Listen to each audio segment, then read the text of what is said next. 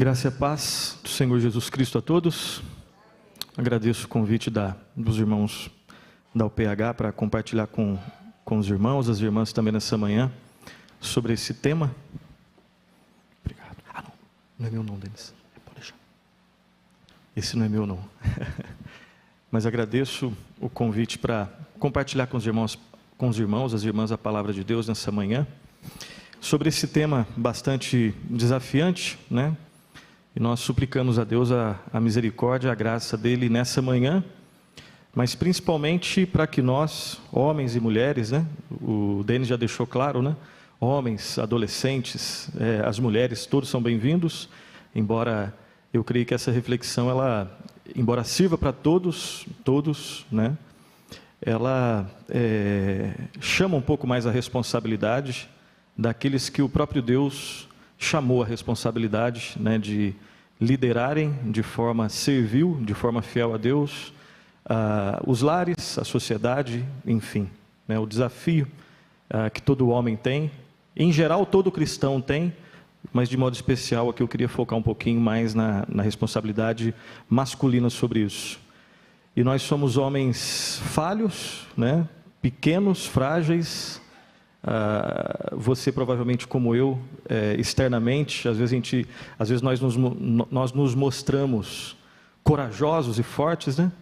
Mas lá no fundo a gente sabe que nós somos pequenos, frágeis, nós ainda lutamos contra pecados, nós ainda infelizmente caímos em pecados, ofendemos ainda a Deus, e o pecado não fica só conosco, né? Ele ofende também aqueles que estão ao nosso lado, as nossas esposas, os nossos filhos, nossos amigos, a igreja, né? Então, que Deus nos dê graça e derrame a sua misericórdia para que nós possamos aprender sobre esse tema, esperança para famílias disfuncionais.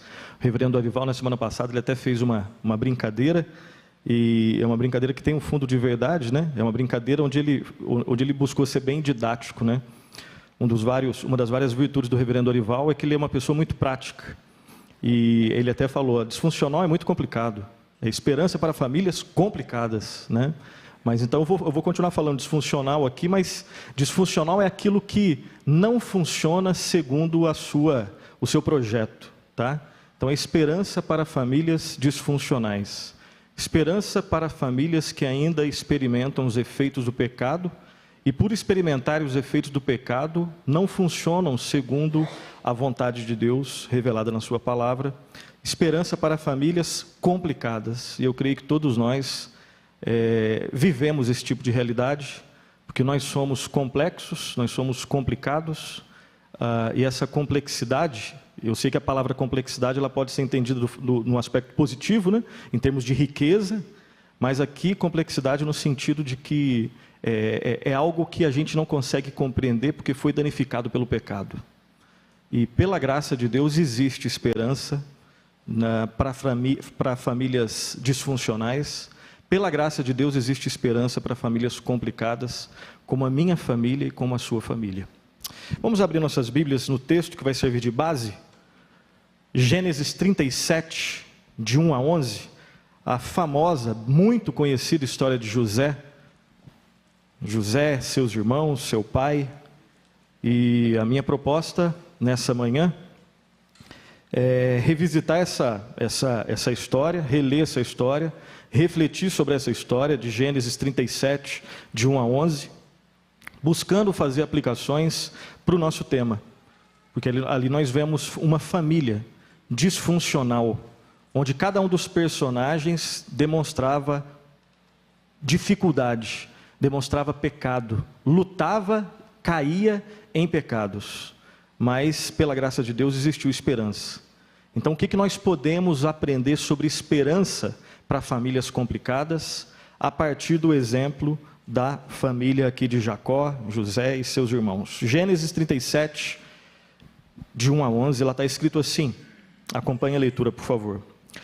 Habitou Jacó na terra das peregrinações de seu pai, na terra de Canaã. Esta é a história de Jacó. Tendo José 17 anos, apacentava os rebanhos com seus irmãos, sendo ainda jovem. Acompanhava os filhos de Bila e os filhos de Zilpa, mulheres de seu pai, e trazia más notícias deles a seu pai. Ora, Israel amava mais a José que a todos os seus filhos, porque era filho da sua velhice, e fez-lhe uma túnica talar de mangas compridas. Vendo, pois, seus irmãos que o pai o amava mais que a todos os outros filhos, odiaram-no e já não lhe podiam falar pacificamente. Teve José um sonho e o relatou a seus irmãos. Por isso, o odiaram ainda mais. Pois lhes disse: rogo-vos, ouvi este sonho que tive. Atávamos feixes no campo, e eis que o meu feixe se levantou e ficou em pé. E os vossos feixes o rodeavam e se inclinavam perante o meu. Então lhe disseram seus irmãos: reinarás com efeito sobre nós? E sobre nós dominarás realmente? E com isso, tanto mais o odiavam por causa dos seus sonhos e de suas palavras. E teve ainda outro sonho, e o referiu a seus irmãos, dizendo: sonhei também que o sol, a lua e as 11 estrelas se inclinavam perante mim. Contando a seu pai e a seus irmãos, repreendeu o pai e lhe disse: que sonho é esse que tiveste? Acaso viremos eu e tua mãe e teus irmãos a inclinar-nos perante ti em terra? Seus irmãos lhe tinham ciúmes. O pai, no entanto, considerava o caso consigo mesmo. Amém. Deus seja louvado na leitura da sua palavra. Feche os seus olhos mais uma vez. Nós vamos ter mais um momento de oração. Graças te damos, ó santo, justo e misericordioso Pai de toda a criação. Pai celestial, em nome de Jesus, nós agradecemos, ó Pai. Agradecemos pela vida. Agradecemos, ó Pai, pela tua bondade para conosco. Agradecemos, ó Pai, pelo alimento para o nosso corpo, o café da manhã que desfrutamos alguns minutos atrás. Louvado seja o teu santo nome. Obrigado, ó Pai, pela liberdade que temos, ó Pai, de poder nos reunir para ouvir a tua palavra, para cantar para a tua honra e tua glória, para orar, ó Pai. E nós suplicamos a ti, ó Santo Deus, fala aos nossos corações. O Senhor, ó Deus, nos conhece, e nós suplicamos, ó Deus, tem misericórdia de nós. Derrama a tua misericórdia, ó Pai, a tua graça em nossas vidas. Perdoe, Pai, os nossos pecados, os nossos pensamentos, nossas palavras, nossas atitudes, nossos desejos, nossos olhares, os pecados, ó Pai, que cometemos de modo consciente e inconsciente. Ó Santo Deus, se o Senhor não falar, ó Pai, aos nossos corações, nós sairemos, ó Pai, sem instrução do Senhor. E assim como fomos alimentados, ó Pai, biologicamente, assim como o nosso corpo foi alimentado, ó Deus, acima de tudo queremos sair, ó Pai, daqui alimentados espiritualmente. Dá-nos, ó Pai, mais compreensão de o quão pecadores nós ainda somos, e o quão santo o Senhor é, e o quão misericordioso e gracioso o Senhor é, e o quão a obra de Cristo é maravilhosa, e é a única obra, a única verdade que nos traz perdão, libertação, redenção e comunhão contigo, ó Deus. O Senhor, ó Deus, conhece as nossas vidas e as nossas famílias, ó Pai. Tem misericórdia, ó Pai, de nós. Transforma-nos para a tua honra e tua glória. Em nome do Redentor e Salvador, Jesus Cristo. Amém. Amém. Meus irmãos, como já foi falado no início, nós vivemos, usando uma linguagem que um professor usava lá no seminário, nós vivemos num mundo caído. E nós que vivemos num mundo caído, nós temos pés de barro. Ele usava essa expressão, para dizer o quão fracos nós somos. Nós somos aqueles que fazemos votos e não cumprimos, né? Nós não cumprimos a lei de Deus da forma como ela deve ser cumprida. A lei de Deus que expressa a sua santidade, a sua perfeição, ela não é cumprida por mim e por você no padrão de Deus, que é a perfeição. E um exemplo que você já deve ter ouvido em outros lugares: mesmo que você inventasse os seus próprios 10 mandamentos, você não conseguiria cumpri-los. É só você olhar para as resoluções que você provavelmente já fez várias vezes na sua vida, né? No final do ano ou no início do ano. Esse ano eu vou ser mais assim, mais assim, mais assim. Esse ano eu vou abandonar isso, isso, isso.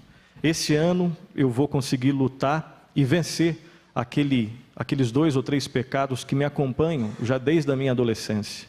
Mesmo se você e eu, se nós elaborássemos os nossos 10 mandamentos, nós não cumpriríamos no nível da perfeição. Então nós vivemos num mundo quebrado e nós temos pés de barro. Nós somos frágeis. E depois da queda, depois de Gênesis 3, o pecado ele estende, a sua influência por toda a realidade. E a primeira realidade, depois do nosso coração, em que o pecado provavelmente é mais visto e é mais tristemente sentido, é na nossa família. É naquele núcleo mais íntimo que nós temos. Depois no trabalho, depois entre os amigos, depois na sociedade, depois em outras instâncias. Mas depois do nosso coração, que é onde o pecado primeiramente e fundamentalmente atingiu, a primeira instância, o primeiro contexto em que o pecado ele é tristemente sentido é na nossa família. E o texto que nós lemos aqui, ele fala sobre isso. E nós experimentamos na nossa família brigas, ciúmes, inveja, traição, insegurança, mentira, injustiças, violência verbal e violência física. Experimentamos, por causa da influência do pecado, do nosso pecado, indiferença, abandono, frieza, e a lista poderia continuar.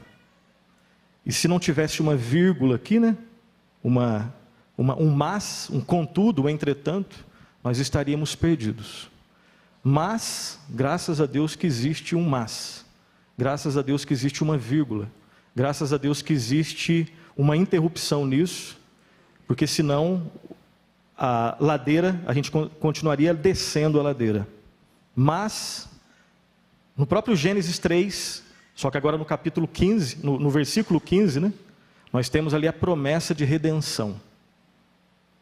E ali nós temos a promessa certa, segura, e que se cumpriu e continua tendo os seus efeitos na nossa vida, de que o filho da mulher nasceria e pisaria a cabeça da serpente, embora a serpente o faria sangrar, mas ele venceria a morte, ele cumpriria toda a lei de Deus que nós não cumprimos.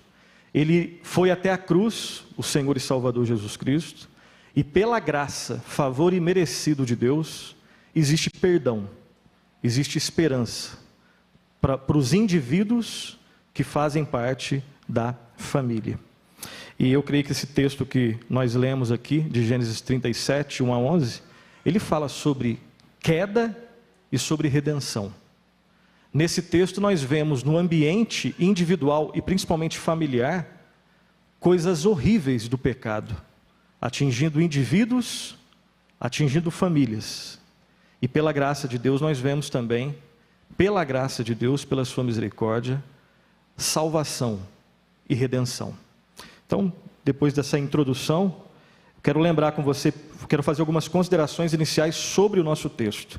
Em primeiro lugar, você conhece bastante essa história, já participou de várias escolas dominicais aí, de vários sermões, você mesmo provavelmente já deve ter dado algum estudo nesse texto, e você sabe muito bem que Gênesis 37 não é um relato de amor fraterno. Esses 11 versículos que eu li aqui, que você acompanhou, eles não falam de um amor fraternal, eles falam basicamente sobre ódio entre irmãos. Ódio. Não é só distanciamento.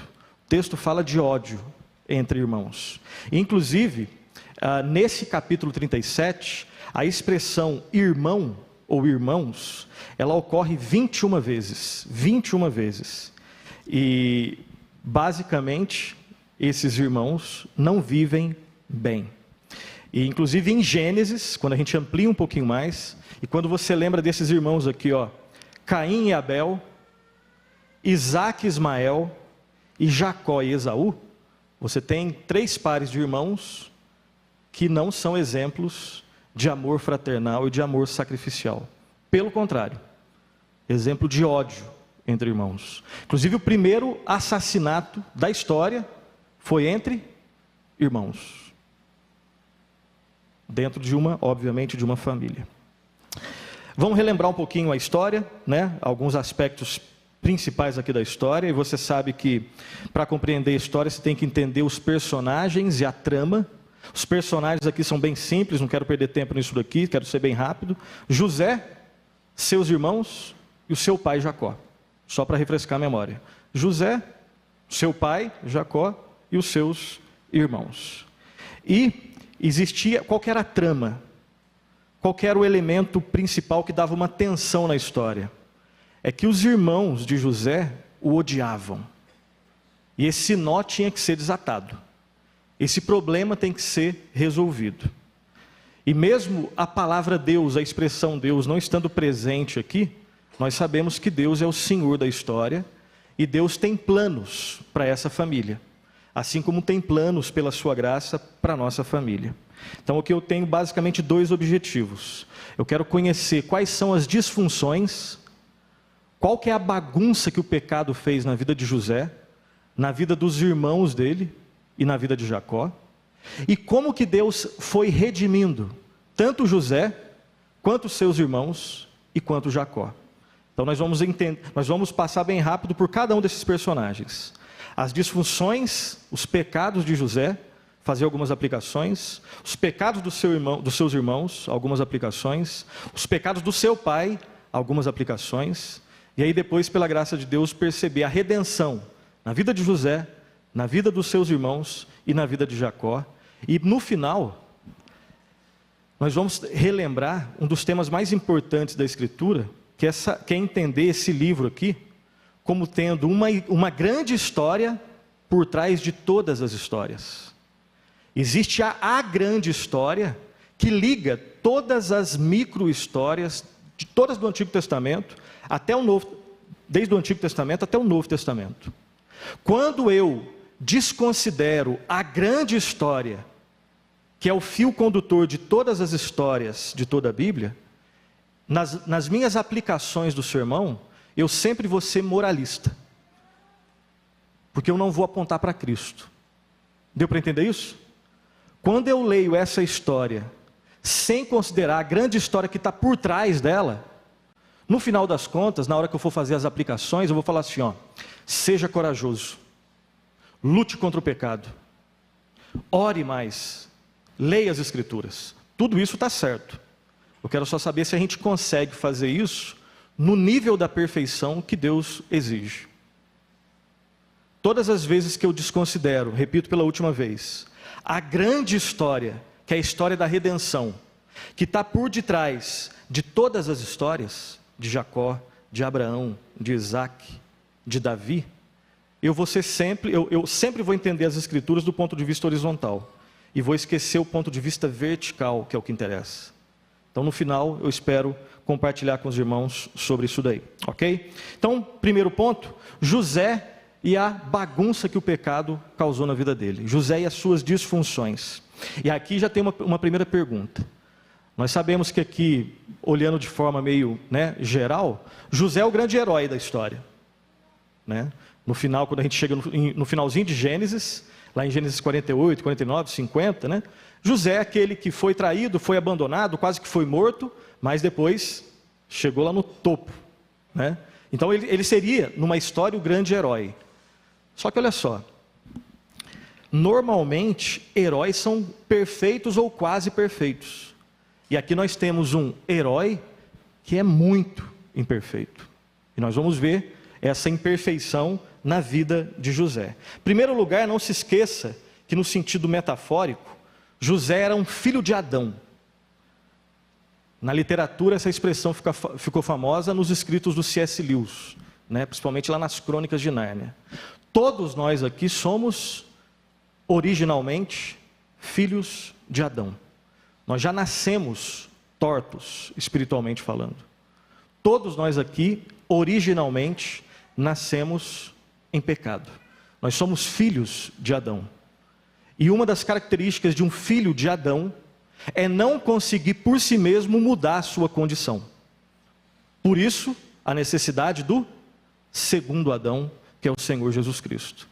Uma frase que eu repeti outras vezes, Existia um puritano lá no século XVII que dizia que todos os homens, as mulheres, todos os seres humanos que já passaram, que estão agora e que irão passar por esse mundo, ou estão pendurados em Adão, ou estão pendurados em Cristo Jesus. Não existe uma terceira possibilidade. Não, eu discordo do que você está falando. Eu não estou nem em Adão e nem em Cristo, eu estou em mim mesmo. Primeiro Adão, então você está em Adão. Esse é um dos grandes sinais que você é um filho de Adão. Viver vidas autocentradas, ter entendimento de quem você é, ter entendimento da sua identidade, não baseado nas Escrituras, mas em você mesmo. Esse é o maior sinal de que você é um filho de Adão. Quando você acha que você é independente. Tanto é que a essência do primeiro pecado foi o quê? Querer ser independente de Deus. Essa é a essência do pecado. José, nós vamos ver as feiuras de José aqui. Essas feiuras só são possíveis de serem entendidas porque José era um pecador, como eu e como você. Versículo 1 e 2 está escrito assim: habitou Jacó na terra das peregrinações de seu pai, na terra de Canaã. Essa é a história de Jacó. Tendo José 17 anos, apacentava os rebanhos com seus irmãos. Sendo ainda jovem, acompanhava os filhos de Bila e os filhos de Zilpa, mulheres de seu pai, e trazia más notícias deles a seu pai. Quero destacar de modo bem rápido 4 características desse herói, José. Em primeiro lugar, ele era um fofoqueiro.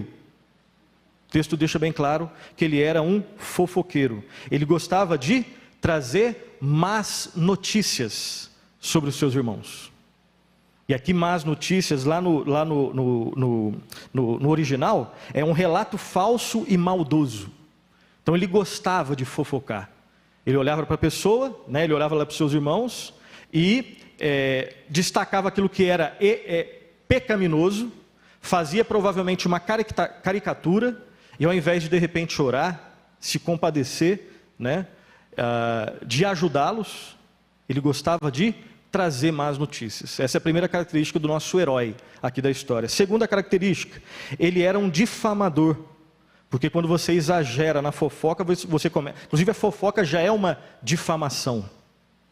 Ele era uma pessoa disfuncional, que não funcionava segundo a vontade de Deus, tinha irmãos que também eram disfuncionais, e ele fazia questão de espalhar os pecados dos seus irmãos. Terceira característica do nosso herói, ele era um exibicionista. Lembra dos 2 sonhos, que nós não vamos repetir aqui, que nós já conhecemos bastante? Então ele tinha sonhos, e detalhe, nós vamos tentar resolver lá no final. Os sonhos foram dados por Deus, que deixa a história um pouco mais complicada. O erro não era no sonho, porque Deus, inclusive lá no final nós vamos ver o duplo aspecto dos sonhos. O erro não era do sonho, porque o sonho veio de Deus. Só que ele usava de uma maneira pecaminosa um presente de Deus. E gostava de jogar na cara dos seus irmãos, né? Alguns comentaristas falam exatamente isso. O sentido é, gostava de esfregar na cara dos irmãos, dos seus irmãos, aquele sonho que foi dado por Deus, aumentando, potencializando a disfuncionalidade daquela família. Fofoqueiro, difamador, exibicionista e insensível. A história da família dele já era uma história complicada, e sem demonstrar nenhum tipo de sensibilidade, ele aumenta a disfuncionalidade, a bagunça, o pecado daquela família. Aqui eu quero fazer algumas aplicações sobre essas disfuncionalidades de José. Em primeiro lugar, em famílias disfuncionais, os problemas não são resolvidos de modo correto, ou pelos meios corretos. Você pode olhar para o exemplo da sua família, eu olho para o exemplo da minha família. Toda família tem problema. Uma família que pela misericórdia e graça de Deus resolve os seus problemas, os problemas são resolvidos de uma maneira X. Em famílias disfuncionais, obviamente tem problema, só que os problemas não são resolvidos. São sempre aumentados. Essa é uma característica de uma família disfuncional. Toda família tem problema. Só que numa família que caminha no caminho do saudável, os problemas são buscados, nós buscamos resolver os problemas de uma maneira que honre a Deus. Em famílias disfuncionais, os problemas não são resolvidos. As pessoas até tentam resolver, mas sempre pelos meios errados. E aí não resolve nada, aumenta ainda mais. Isso está acontecendo na família de José. Uma segunda aplicação: toda família disfuncional é caracterizada por maldade na língua, por boatos, por exageros, por fofocas e por difamações. Era assim na família de José, e em toda família disfuncional existe sempre, não tem exceção, a língua sempre é pecaminosa. Fofoca, exagero. Tudo que, a Bíblia que ensina que a boca fala do que está cheio o coração. No final das contas é um problema do coração. Mas não existe família saudável onde tem fofoca, difamação, exagero, caricatura. Era assim na família de José e é assim em todas as famílias hoje. Toda família disfuncional, uma terceira aplicação, é caracterizada por pessoas cheias de si, que se esquecem que os dons que Deus deu devem ser usados para a glória de Deus, e se são usados, o maior sinal de que um dom que Deus te deu é utilizado para a glória de Deus, é que faz bem para o próximo, é que traz edificação para o próximo. José tinha dons, mas nesse contexto da disfuncionalidade da sua família, ele usava os dons que Deus deu de uma maneira pecaminosa. Em famílias que estão caminhando, numa fé saudável, existe humildade. E essa humildade é refletida na forma como as pessoas falam. Está dando para compreender? Ok? Mais uma aplicação: pessoas que possuem mais talento. Se você é uma pessoa, na verdade todo mundo tem algum tipo, pelo menos um talento. Ninguém não tem, tá? Todo mundo tem talento em alguma área. Eu posso ter algum talento numa área que você não tem, mas você pode ter certeza que você tem talento onde eu não tenho. Todos nós temos talentos. E quando você está no meio onde o teu talento aparece mais, onde as pessoas reconhecem o seu talento, você sabe disso, pela Bíblia e pela sua experiência, a chance de você se orgulhar, ela é muito maior. Se eu me considero um bom músico, perto de cara que só arranha o violão, eu me sinto o cara, até ensino. Agora, se eu me considero um bom músico, quando eu chego perto do César ali, aí a bola, aí eu tenho que abaixar a bola. Agora o César também tem os seus desafios. Quando ele chega num lugar onde todo mundo começa a elogiar, e eu estou colocando o exemplo dele, tente ver dentro do seu exemplo aí. Todo mundo reconhece e elogia, isso é uma coisa interessante, isso é coisa boa. É possível elogiar de forma que glorifique a Deus, e é possível elogiar de forma que não glorifica a Deus. Existem elogios saudáveis e elogios idólatras. Então o César, na área que ele é bom, ele vai ser tentado a ser orgulhoso, e usar o seu talento, não para a glória de Deus, mas para a sua autopromoção.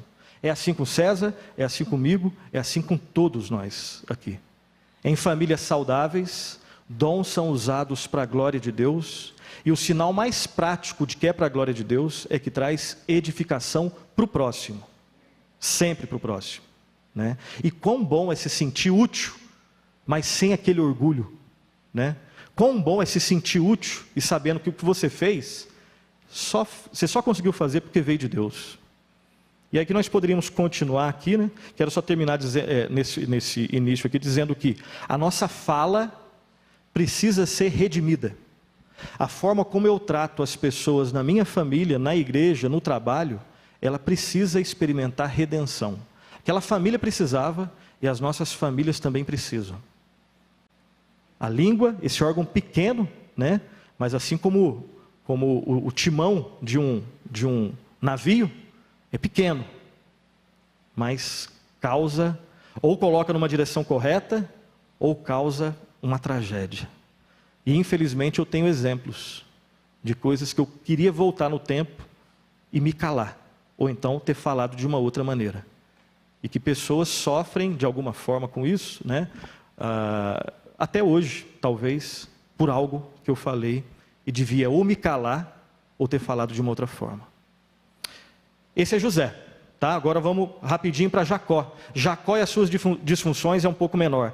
Versículo 3 está escrito assim: ora, Israel amava mais a José que a todos os seus filhos, porque era filho de sua velhice, e fez-lhe uma túnica talar de mangas compridas. O pai dessa família também tinha suas disfunções. Jacó tinha lá o pecado causou bagunça na vida dele. Jacó havia deixado muito claro que ele tinha uma predileção, ele tinha uma preferência muito clara, muito aberta, exagerada por um dos seus filhos, que era José. Infelizmente, olha só, preste atenção nisso, eu sei que você sabe, mas eu quero repetir. Infelizmente, Jacó, ele estava repetindo coisas que havia acontecido na sua família lá de trás. Ele estava refletindo o triste comportamento do seu pai Isaac, que teve para com Esaú, seu irmão, uma preferência também. Na família dele, anterior, já tinha essa coisa de preferência pecaminosa, e eu sei que isso às vezes acontece conosco, né? Eu, por exemplo, tenho uma tendência hoje, né? A Fernanda está grávida de 2 meses, aí lá no fundo, o pecado me diz que eu vou ser melhor que o meu pai, e não vou cometer os erros que o meu pai cometeu comigo. Não é assim, você sabe, né? Não é assim. É o orgulho, é a loucura, é a sandice que faz com que eu pense uma coisa dessa. Mas o pecado ainda tem esses efeitos na gente. Eu não vou ser igual ao Senhor, não. Vou ser muito melhor. Não. Provavelmente não. Esse tipo de competição não é saudável. Mas existe, né? Coisas que meu pai aprendeu com meu avô, depois na nossa família lá, meu pai, minha mãe, eu e minhas 2 irmãs, agora minhas 2 irmãs com as famílias delas, eu com a minha família, e aí você vai lembrando aí daquilo que aconteceu na trajetória da sua família. Tinha preferência na família anterior, tem preferência exagerada, pecaminosa na família de José. Com um detalhe, José realmente nessa família foi o escolhido por Deus, não tem como negar isso. Então isso não é pecado, obviamente. Pecado é a forma como Jacó lidou com a sua preferência por José. E passa sempre pela fala, o jeito que se falava. 2 aplicações no exemplo de Jacó. Em famílias disfuncionais, o amor sempre é expresso de maneira desordenada.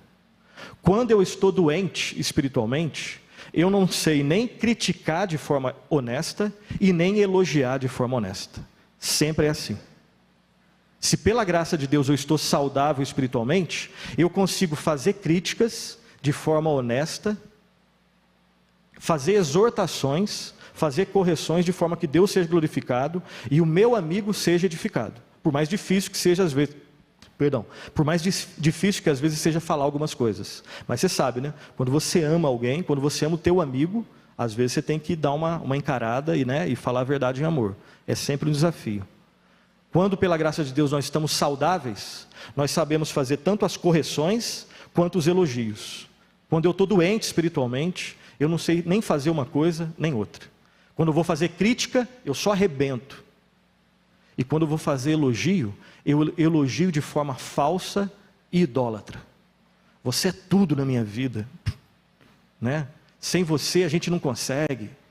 São tipos de elogios totalmente idólatras, desordenados, e isso acontecia naquela família.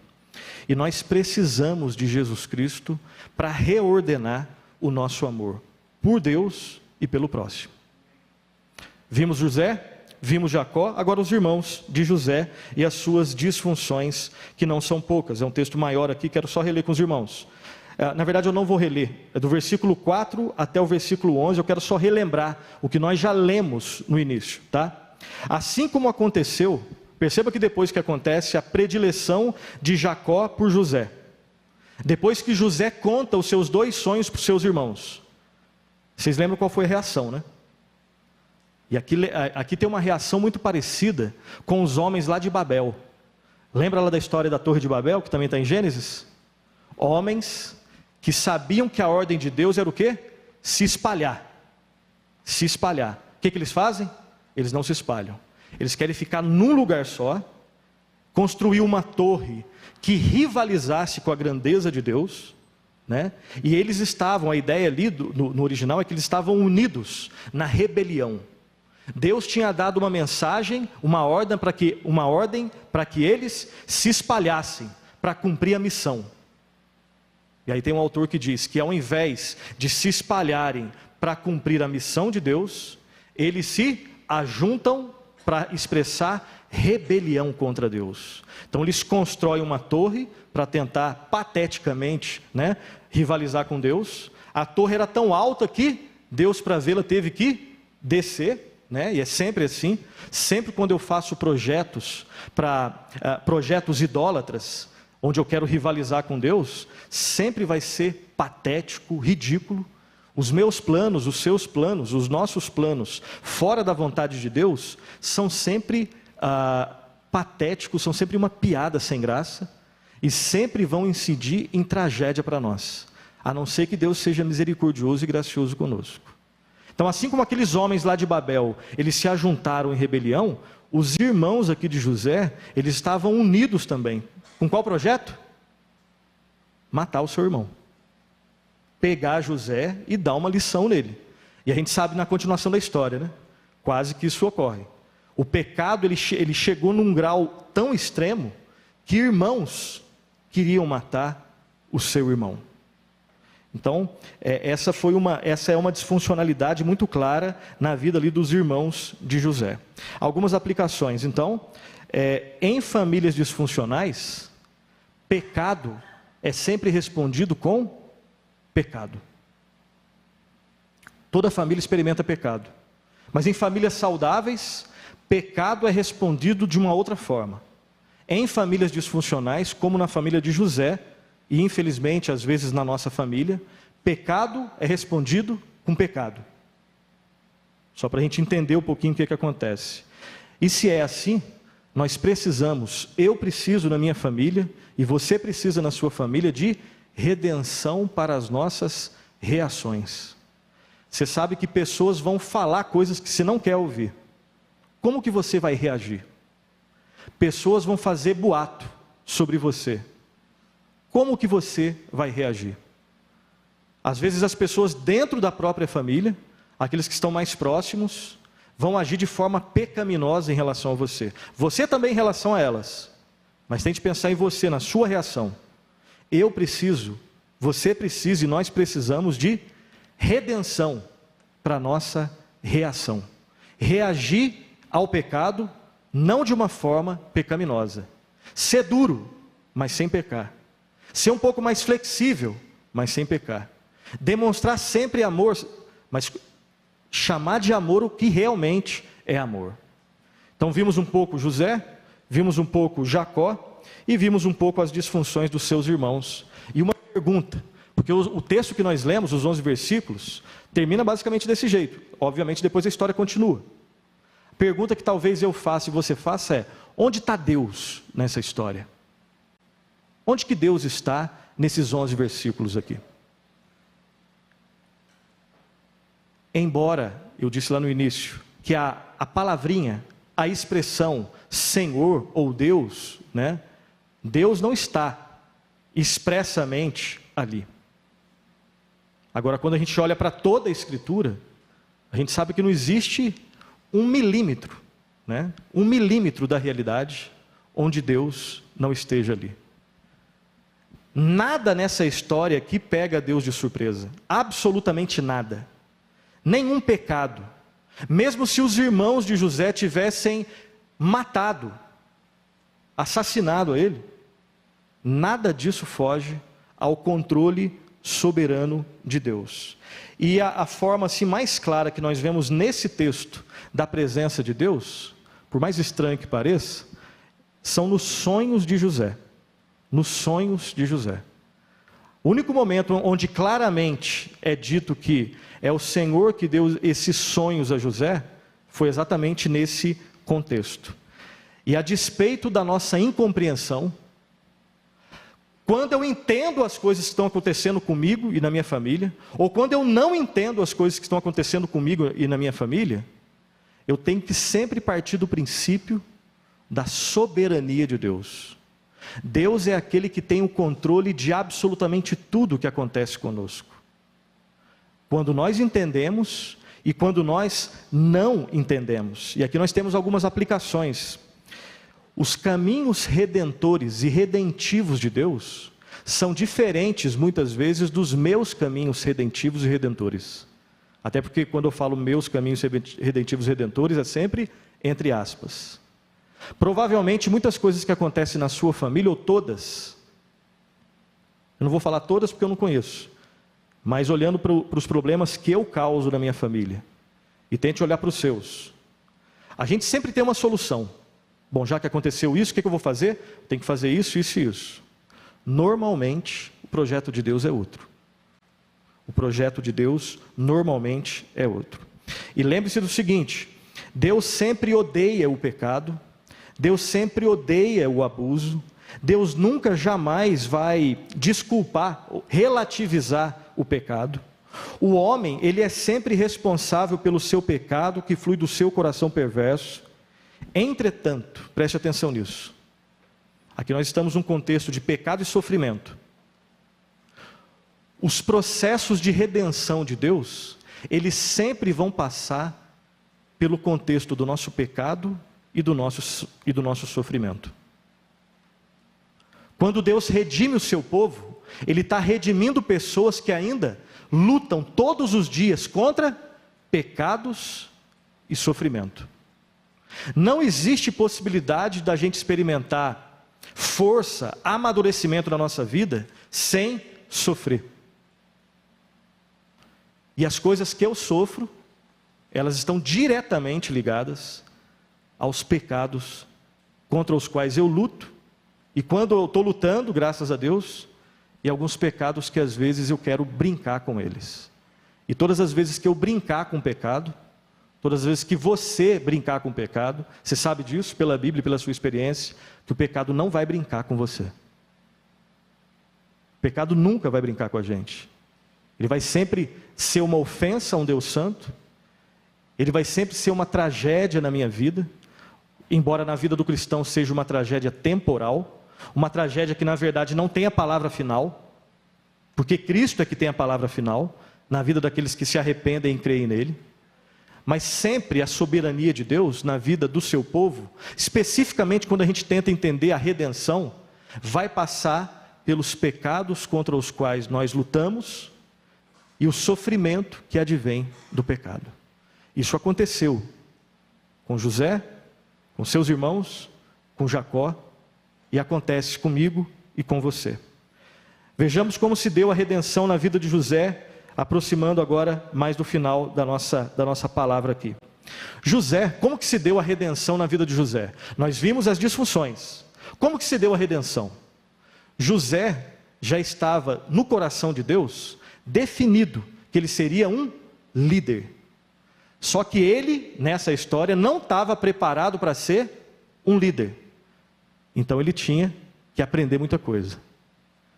Ele tinha que aprender muita coisa. Assim como eu e você, nós temos que aprender muita coisa. Muita coisa ainda deveria ser mudada no seu coração. E José foi forjado, assim como nós somos forjados, sempre nas dificuldades. Se José continuasse lá na casa dele, sentado no sofá, vendo televisão, ele nunca seria forjado nesse tipo de contexto para ser um líder. Mas Deus tinha um projeto na vida dele para ele ser um líder. Então ele tinha que ser forjado. Porque não dá para ser um líder do jeito que ele estava, fofoqueiro, difamador, caluniador, uma pessoa extremamente exibicionista. Deus então tinha um plano. Você está aqui, eu quero que você chegue aqui. Nesse caminho tem luta contra pecado e tem sofrimento. O preparo na vida de José incluía provações, tentações, sofrimentos, maus tratos, separação do lar e da família. Seu caráter foi arrastado na lama, ele foi esquecido pelas pessoas que ele ajudou. Foi tudo muito difícil, mas para ser a pessoa que Deus queria que José fosse, ele deveria ser forjado na fornalha do sofrimento. E aqui nós temos aquilo que eu disse no início, o aspecto duplo dos sonhos de José. Preste atenção nisso. Embora os sonhos de José, na verdade não sonhos, mas quando ele abre a boca, para pecaminosamente falar dos seus sonhos. Isso foi o gatilho para despertar a inveja e o ódio nos seus irmãos? Isso é verdade no texto. Tranquilo aqui? O que foi o gatilho que disparou a inveja, o ódio dos irmãos? Foi não sonhos, mas quando José abre a boca para falar de forma desordenada sobre seus sonhos. Isso é verdade. Mas os sonhos foram dados por Deus. Então, por outro lado, foi quando José se lembrou dos sonhos, lá na frente, quando ele estava preso, os sonhos que Deus colocou no seu coração foram um guia esperançoso para o seu momento de sofrimento. Deu para entender esse aspecto duplo? Os mesmos sonhos que quando ele abre a boca para falar de modo errado, despertou, foi o gatilho para a ira dos seus irmãos? São os mesmos sonhos que quando ele estava perdido, quando ele estava abandonado lá na prisão, deu esperança. Foi a chama de esperança na vida dele, para que a vida dele continuasse. Tem coisas que a gente entende, tem coisas que a gente não entende. Os sonhos foram dados por Deus, embora José tenha usado de uma maneira errada. Mas lá na frente, pela graça e misericórdia de Deus, esses sonhos impulsionaram José na sua luta. A pergunta que eu faço para você é: de que maneira você se identifica com os pecados e com o sofrimento de José? Você consegue se identificar com alguma coisa na história de José? Quem sabe você se encontra numa fase de treinamento de Deus. Você está sendo forjado de Deus para ser usado por Deus na família, na igreja, no trabalho, na sua obra, em todos os lugares. Deus conhece, você conhece e Deus conhece o contexto seu hoje. É possível que você se encontre lutando contra pecados, que você tenha caído em pecados recentemente. Deus não te abandonou. Se você é cristão, se você se arrependeu e continua se arrependendo dos seus pecados, se Jesus Cristo é o seu Senhor, se você creu e continua crendo em Jesus Cristo, Ele está forjando o caráter de Cristo em meio às suas lutas contra pecado e em meio ao sofrimento, aos sofrimentos pelos quais você passa. Como que você reage às dificuldades? Como que eu reajo às dificuldades na minha vida?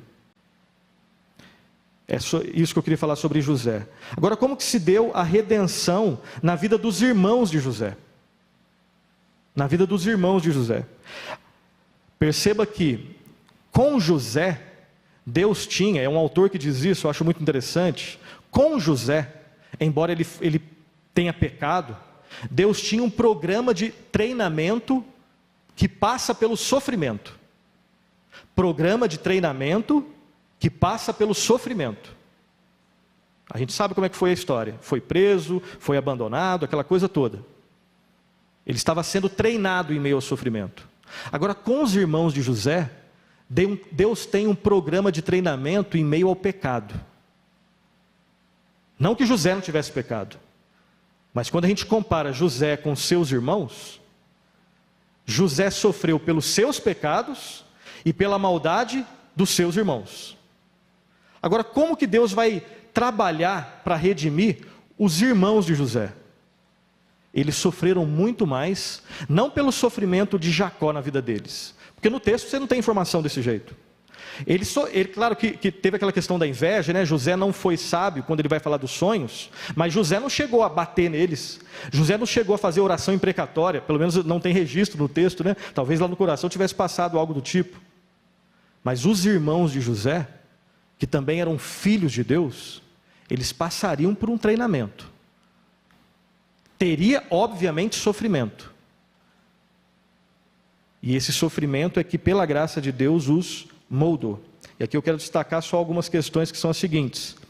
Os irmãos de José, por meio da amarga experiência, aprenderiam sobre a sua própria depravação.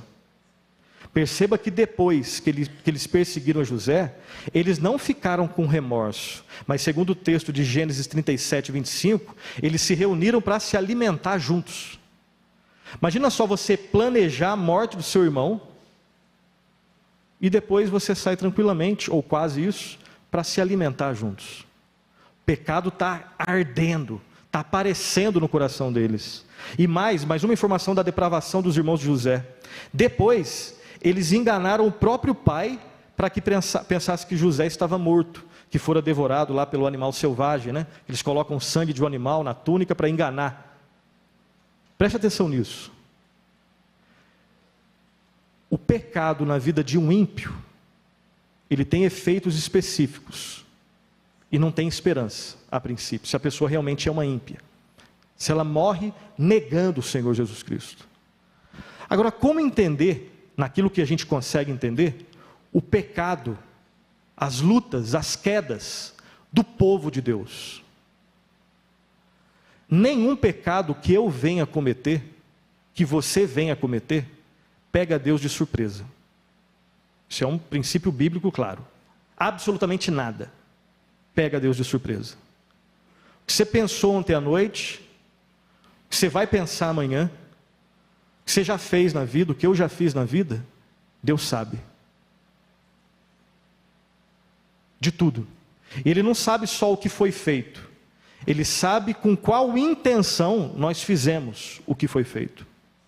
Tanto aquilo que todas as pessoas elogiaram, Deus sabe se você fez com aquela vontade de glorificar a Deus ou não. E quando você faz uma coisa má, Deus sabe que é muito mais má do que a gente imagina.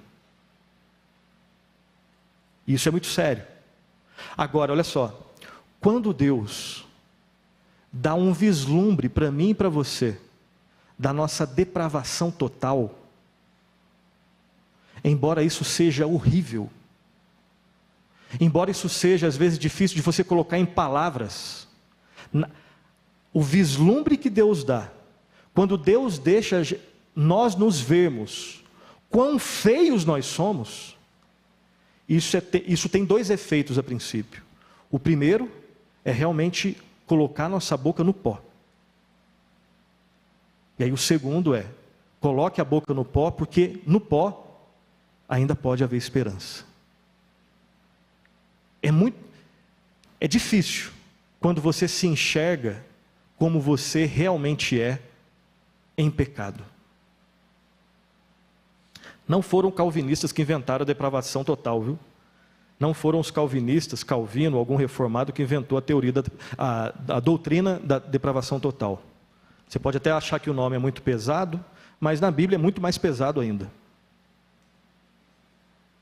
Deus sabe realmente o que eles fizeram. Eles queriam assassinar, tirar a vida do seu irmão. E não era com revólver, né? Era por meios muito mais doloridos.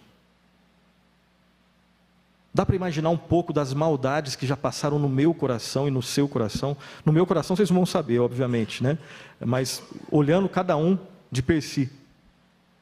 As coisas que eu já desejei, as coisas que eu já fiz, os pensamentos que eu tive dentro da igreja, sentado no banco, quando o pastor pede oração silenciosa. Às vezes, pela graça de Deus, a gente consegue orar de uma maneira que flui. Às vezes, na hora da oração, vem aqueles pensamentos que a gente tem ódio, nojo, e não entende porque eles vêm. Deus perdeu o controle da nossa vida quando isso acontece? Não, porque Ele não perde o controle de absolutamente nada. Deus tinha um programa de treinamento e continua tendo um programa de treinamento na vida do seu povo, ou no contexto do pecado, ou no contexto de sofrimento. E quando Ele revela a nossa feiura, embora no início é difícil, porque nós somos feios, o pecado ainda tem os seus efeitos na nossa vida, na minha e na sua vida.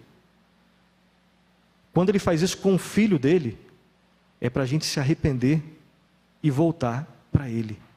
Existe um aspecto redentivo quando Deus nos dá esse vislumbre. Talvez você se encontre numa situação em que está encarando a sua própria pecaminosidade. É possível que você esteja orando e lutando contra pecado, mas se vê repetidas vezes caindo nos mesmos pecados. Podem ser pecados secretos ou públicos. Pode ser que você, depois de ter resistido, depois de um longo tempo, tenha caído de novo. Mas pode ser que você tenha cedido facilmente a despeito das bênçãos que Deus lhe tem dado.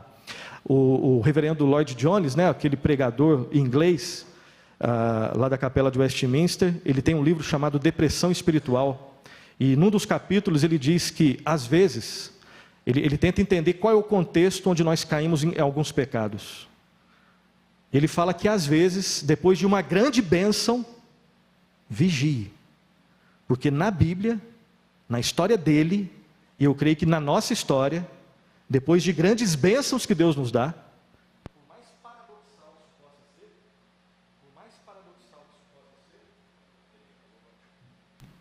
acabou a bateria, né? Enfim, está voltando. Por mais paradoxal que isso possa ser, quando Deus te abençoa e quando você está numa fase boa da sua vida, aquela semana que você conseguiu orar, você conseguiu ler a Bíblia todos os dias, né? No trabalho parece que você conseguiu evangelizar para 2 pessoas.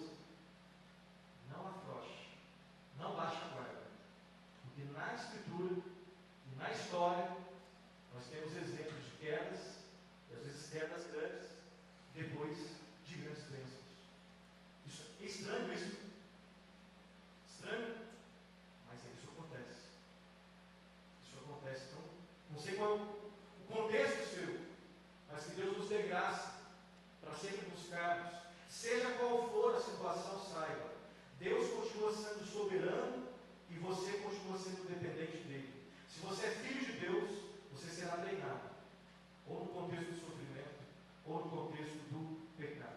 Será que a igreja hoje é muito diferente da igreja lá do Antigo Testamento? Em termos de pecados graves? Creio que não. Claro que não. Pecados existiam lá, pecados existiam no Novo Testamento, pecados continuam existindo hoje. Pecados que nós consideramos pequenos, isso não existe, e pecados mais escandalosos. Existiam lá, existiam no Novo Testamento, existem hoje. Saiba que Deus pode, por exemplo, usar a minha incapacidade de usar a língua de modo correto para me humilhar e depois para voltar para Cristo. Se eu não insisto em brincar com o pecado, se eu sou filho de Deus, Ele vai usar essa minha insistência em brincar às vezes com um outro pecado, para primeiro me jogar no chão. Mas depois, no final, se eu sou filho de Deus, Ele vai operar arrependimento e operar fé. Não brinquemos, isso eu falo primeiramente para mim. E como se deu, por fim, o treinamento na vida de Jacó. Só ver se eu não estou perdendo as folhas aqui. Não. Treinamento na vida de Jacó. Jacó, embora fosse velho, ele tinha muita coisa que aprender. Jacó era um idoso inconstante. Jacó era um homem que no momento vivia centrado em si mesmo, em seus desejos e em suas necessidades. E no outro momento, ele era Israel, um homem que confiava em Deus a despeito das circunstâncias. E às vezes nós temos isso, né? Dias que a gente consegue acordar e a primeira coisa já ajoelhar e orar, e já com aquela vontade de ler a Escritura, ou mesmo sem vontade a gente lê. A gente enfrenta as dificuldades. Na segunda-feira. Aí chega na terça-feira, o jeito que você acorda, já é uma coisa que você não quer fazer nada disso. Explica isso para mim pela lógica. Muda isso a partir só das suas forças. Algumas aplicações. De que maneira você tem lidado com o crescimento espiritual seu? Jacó era uma pessoa que crescia lentamente. De que forma você lida com o ânimo e o desânimo, a empolgação espiritual e o seu abatimento espiritual? Você é uma pessoa que hoje tem crescido de uma forma um pouco mais rápida espiritualmente, ou o seu crescimento tem sido extremamente devagar? Como que você vai reagir em relação a isso? Eu termino com o último ponto, que é a história por trás da história toda. Vimos a disfunção de José e como José está sendo redimido por Deus. Vimos as disfunções dos irmãos de José e como Deus tem usado o pecado, no contexto ali dos irmãos de José, para redimi-lo. Vimos também as disfunções de Jacó e como Deus tem operado na vida daquele pai de família. Agora, essa história, qual seria a aplicação de toda essa história, e onde está Cristo nessa história. Como enxergar a grande história por trás dessa história aqui. E aí tem vários autores que têm feito um esforço em tentar sempre entender as Escrituras sempre de modo cristocêntrico. Não é forçar um texto que não fala de Cristo para falar de Cristo, não é isso. Mas é buscar ver que por trás de todas as histórias existe um apontamento, existe uma aplicação para a pessoa do Senhor Jesus Cristo. Toda essa narrativa aqui aponta para o Senhor Jesus Cristo. A história de José aponta para alguém muito maior do que José. Não é diante de José que o sol, a lua e as estrelas vão se curvar. É diante de Jesus Cristo. Em Gênesis 49:9 está escrito assim: Judá, teus irmãos te louvarão, a tua mão estará sobre a cerviz de teus inimigos, os filhos de teu pai se inclinarão a ti. Jesus viria da tribo de Judá. No começo da história, se a gente não tivesse entendido, se não tivesse já ouvido essa história desde criança, dá para imaginar que numa família dessa iria vir um Redentor? Irmãos, o herói da história é o cara ambicioso, fofoqueiro. Dá para imaginar que o Redentor vai vir dessa gente? Os irmãos querem matar esse irmão. E o pai, momentos de espiritualidade sadia, momentos de decadência. Dá para imaginar que o Redentor daquela família, das nossas famílias, viria de um tipo de família dessa daqui? Às vezes você pode se perguntar, não dava para escolher uma família um pouquinho menos complicada, não? Se eu esqueço de Cristo, eu vou ficar falando só das famílias, só das histórias, só dessas histórias, e não, a história aponta para o Senhor Jesus Cristo. O Senhor Jesus também voluntariamente se humilhou, se permitiu entrar na escola do sofrimento, e não do pecado, mas da tentação.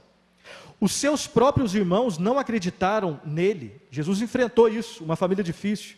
Ele foi rejeitado, desprezado, odiado, abusado, morto. Contudo, ele não revidou com ódio.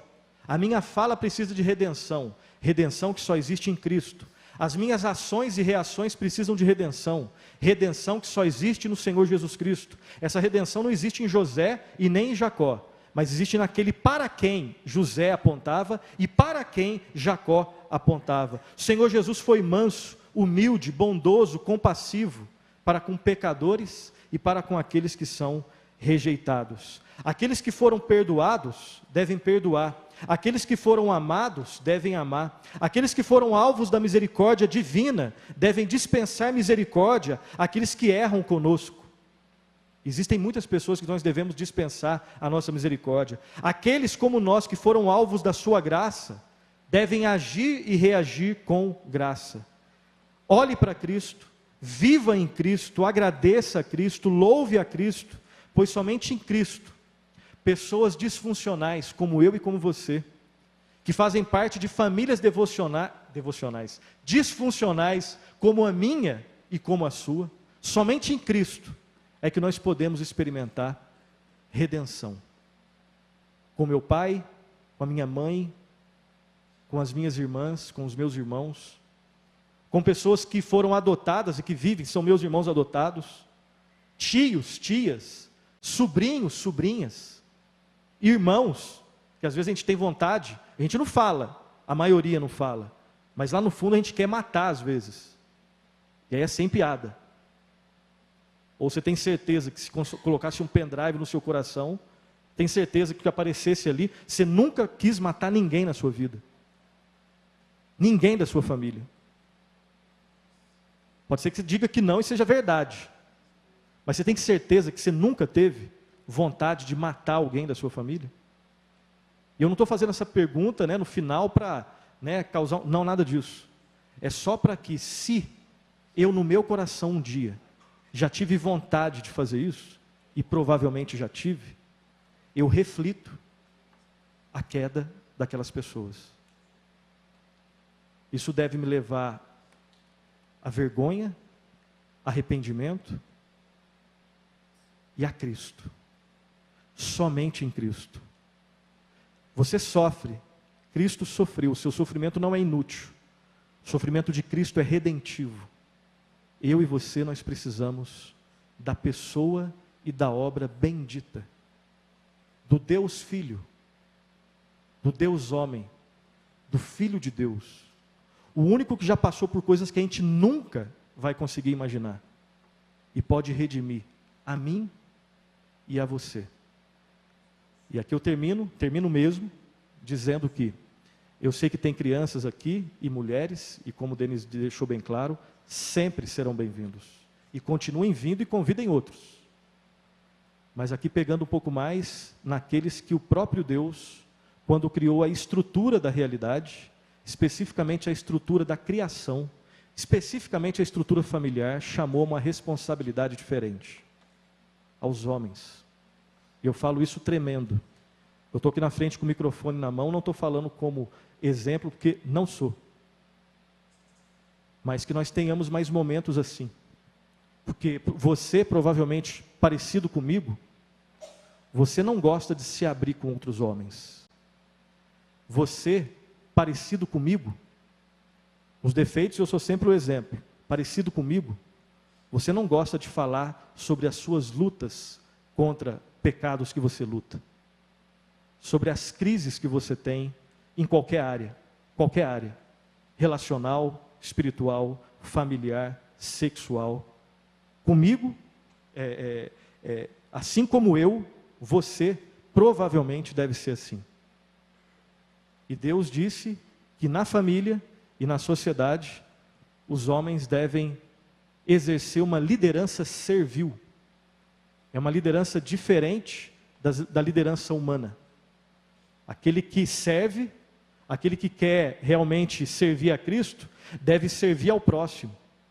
E nós precisamos, homens, as mulheres também, mas aqui especificamente os homens, nós precisamos ter mais momentos assim, onde nós devemos conhecer mais uns aos outros, chorar uns com os outros, falar sobre as nossas lutas contra pecado e buscar juntos em Cristo transformação para as nossas vidas. Sei que eu falei bastante, obrigado pela paciência, que Deus nos abençoe, que Deus derrame misericórdia e graça em Jesus Cristo, nas nossas vidas e nas nossas famílias, para que possamos funcionar de uma maneira que glorifique a Deus. Feche os seus olhos, vamos terminar com uma oração esse momento. Graças te damos, ó Pai Celestial, pela Tua palavra que é perfeita, que nos instrui, que nos restaura, que nos orienta, Pai, que mostra o quão distantes, ó Pai, o quão aquém ainda estamos do Teu padrão perfeito. Mas a mesma palavra, ó Pai, que mostra isso, é a mesma palavra que mostra o perdão, a salvação, a redenção, a vida, a vivificação, o restabelecimento que existe na obra e na pessoa bendita do Teu Filho amado, o Senhor e Salvador Jesus Cristo.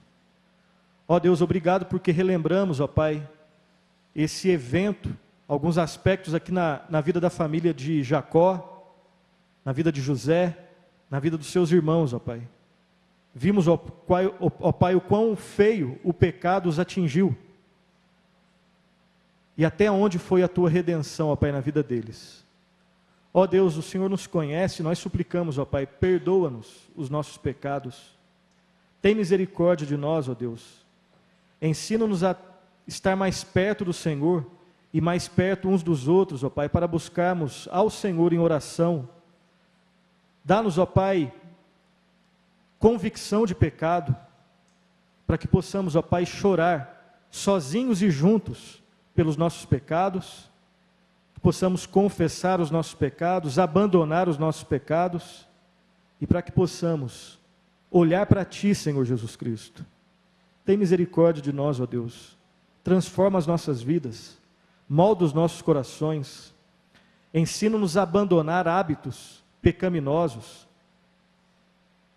Ó Santo Deus, opera pensamentos santos, desejos santos, projetos e planos santos, vontades santas, inclinações santas, ó Pai, em nós. Ensina-nos a servirmos a Ti, ó Santo Deus, servindo ao próximo. Amar a Ti, ó Santo Deus, de todo o nosso coração, de toda a nossa alma, de todo o nosso entendimento, de toda a nossa força. Amar ao próximo como a nós mesmos. Amar as nossas esposas assim como Cristo amou a igreja. Amar os nossos filhos de uma maneira que agrade ao Senhor. Amar os nossos irmãos, ó Pai. Opera, ó Santo Deus, a Tua graça e a Tua misericórdia redentora nas nossas famílias, ó Pai, que manifestam ainda disfuncionalidade, que não funcionam da forma que glorifica o Teu santo nome. E nós dependemos de Ti, ó Deus, para tudo. Obrigado, ó Pai. Oro por cada irmão aqui presente, cada irmã aqui presente, pelas igrejas e pelas famílias aqui representadas. Em nome de Jesus. Amém. Que Deus os abençoe.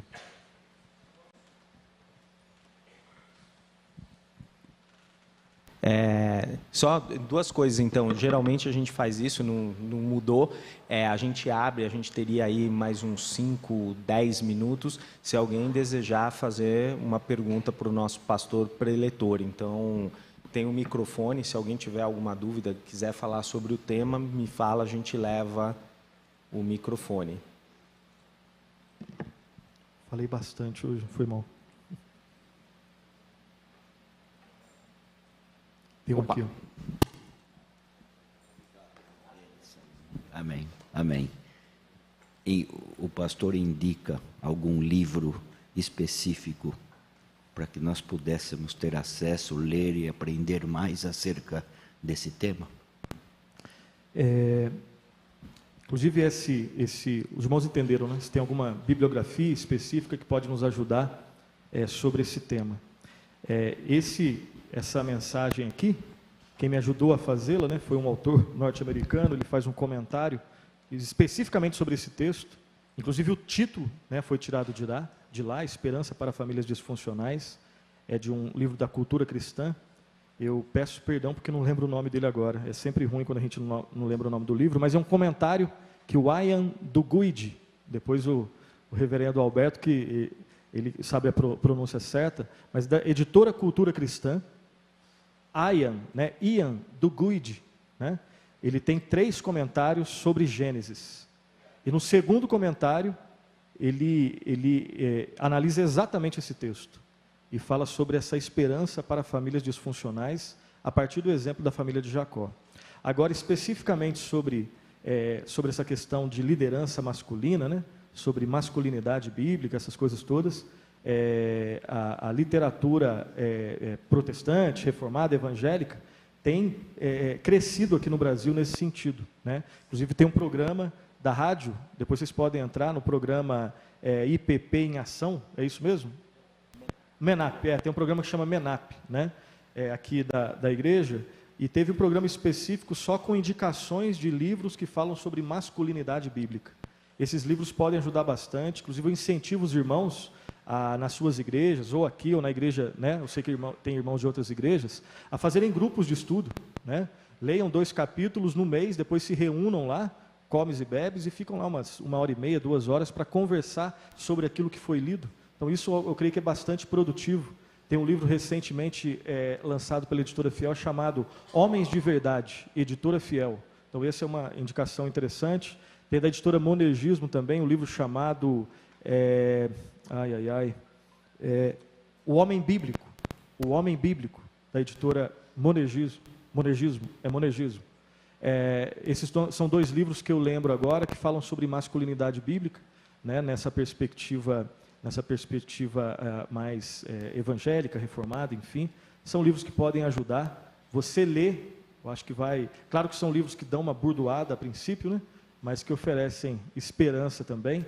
E eu incentivo os irmãos a fazerem grupos de estudo, para a gente estar mais junto, né, e juntos, né, a gente poder aprender um pouco mais, porque dificilmente você vai fazer isso por você mesmo, né? Então, acho que a gente pode se incentivar, instruir uns aos outros, para poder crescer nessa área. Pelo menos eu tenho que crescer muito nessa área, tá?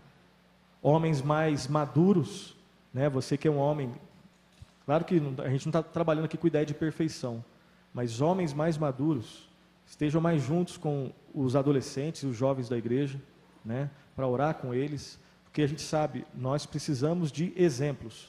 Obviamente, exemplos humanos são sempre imperfeitos, mas é o próprio Deus que na Escritura diz que nós devemos andar uns com os outros, caminhar uns com os outros, instruí-vos mutuamente, né? Habite ricamente em vós a palavra de Cristo, instruí-vos e aconselhai-vos mutuamente em toda sabedoria. Então isso é para acontecer mesmo. E jovens precisam dos irmãos mais experientes, adolescentes precisam de irmãos mais experientes, e os irmãos mais experientes precisam estar junto de outros irmãos também, né? De nada. Obrigado pela pergunta. Mais alguma?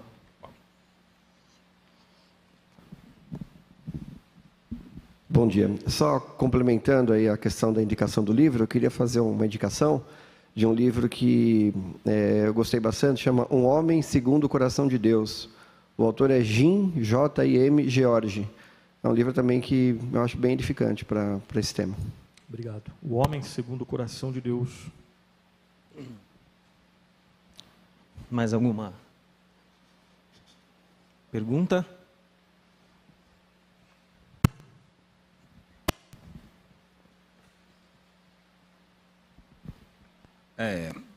Primeiramente, não vou fazer nenhuma pergunta, mas um agradecimento. Também tem uma família disfuncional, né? E como todos nós. Como todos nós, né? E Deus nos trouxe aqui, né? Eu já frequento, mas Deus trouxe meu irmão pela primeira vez. E tenho a agradecer que a palavra que foi passada foi de grande valia para nós. E saímos daqui muito fortificado. A gente está passando os momentos aí também na família disfuncional, mas foi muito gratificante. Eu só tenho a agradecer a todos os irmãos aqui. Foi muito, a gente está saindo com o coração muito cheio de alegria. Amém, amém. Glória a Deus, que Deus possa abençoar, fortalecer, né? Os irmãos nas suas igrejas. Oração é fundamental, a gente sabe disso, né? Então, a gente faz loucuras. Perdão, Denis, nós fazemos loucuras por aquilo que a gente gosta, né? E entenda a palavra loucura aqui, eu não estou querendo chocar, não, né? Mas quando a gente gosta muito de uma série, é fácil a gente ficar 8, 9 horas ali, só parando para ir no banheiro ou tomando água, né? Quando a gente gosta muito de futebol, a mesma coisa, eu gosto muito, eu sei como é que é isso. Então a gente investe tempo naquilo, a gente investe dinheiro naquilo, né? Eu creio que o reverendo Olival sempre tem falado isso, né? Da gente, ele sempre tem falado do avivamento, né? Da busca por avivamento. E o avivamento, ele não acontece sem, em primeiro lugar, até onde eu saiba, em primeiro lugar, não existir convicção de pecado que nos leve à vida de oração, né? Então, se você é daqui da Igreja Presbiteriana de Pinheiros, se você é da Assembleia de Deus, da Batista ou de uma outra igreja, só citei essas três porque me vieram à cabeça, mas da igreja onde você estiver, né? Organize as reuniões de oração, orar de manhã, orar à noite. Vamos aprender mais sobre jejum, um assunto do qual eu sou assim, tão ignorante, né? Porque o sofrimento e a luta contra o pecado existe na vida de todos nós. E nós não conseguimos lutar essa luta sozinhos. Nós precisamos de Deus, e Deus ensina na sua palavra que nós devemos estar uns junto com os outros. Então compartilhemos as nossas aflições, as nossas lutas, choremos juntos, oremos juntos, né? E que Deus os abençoe, que Deus possa despertar na vida de cada um de nós aí essa busca por Ele. Deus abençoe, irmão.